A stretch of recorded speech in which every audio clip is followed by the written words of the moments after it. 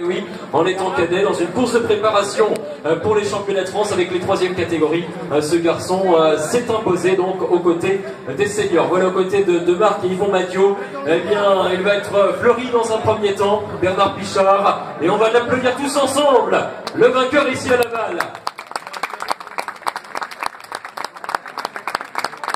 Alors Florentin, pour être aussi grand, aussi costaud, c'est pas possible de vous manger du poulet duc de la Mayenne tous les jours, depuis tout petit.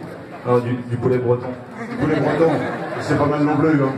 Non, vous mettez du maïs avec, non mais ils sont tous grands dans la famille, ou c'est une exception? Non, ils sont tous un peu grands. Tous un peu grands. Vous êtes vraiment breton alors, si vous êtes grand? Oui.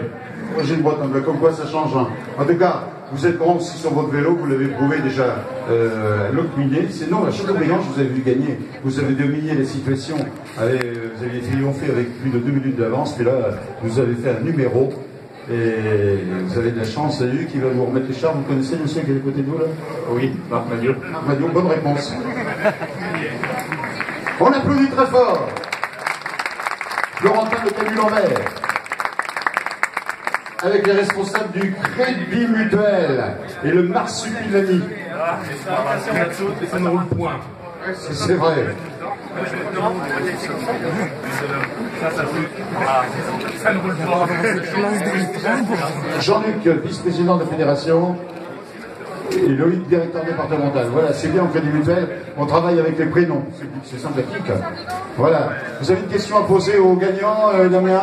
Non, on peut éventuellement leur demander le nombre de victoires en 2015. C'est un chiffre assez impressionnant, je crois. Combien de victoires? C'est ma 13e. 13e. Voilà, donc on est dans les chiffres quand même qui situent un garçon, qui situe un potentiel, d'autant plus que chacune de ses victoires ou presque est acquise en solitaire et qu'il a gagné bon nombre de très très belles courses. Attention, n'allez pas arroser notre ami Bernard Pichard. C'est pas grave. Non, mais c'est bien, j'ai du joli bouquet du vainqueur, c'est parfait. Voilà, la petite photo. Entouré des frères Madiot, on peut applaudir notre vainqueur et justement ceux qui mènent portent bien depuis 12 ans ce challenge qui ne cesse de progresser. On essaie d'apporter des modifications chaque année. Donc Marc-Yvon Madiot.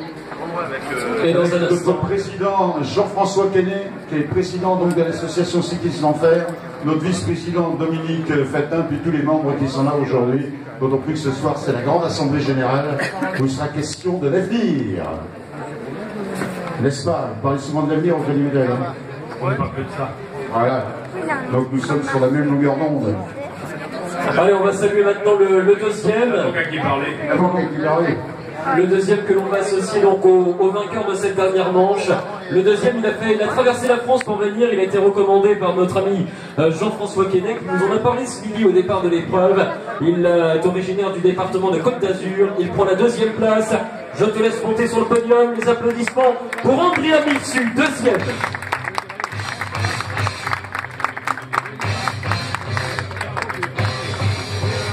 Qui appartient à la formation du Vélo Club Roche-Villois et qui va se retourner, saluer le public mayennais et qui sera félicité dans un instant donc par Yvon Madiot qui lui remet l'écharpe de second dans ce trophée Madiot. Alors jeune homme, c'est la première fois que vous mettez les pieds en Mayenne? Comment? C'est la première fois que vous mettez les pieds en Mayenne? Ouais, c'est la première fois.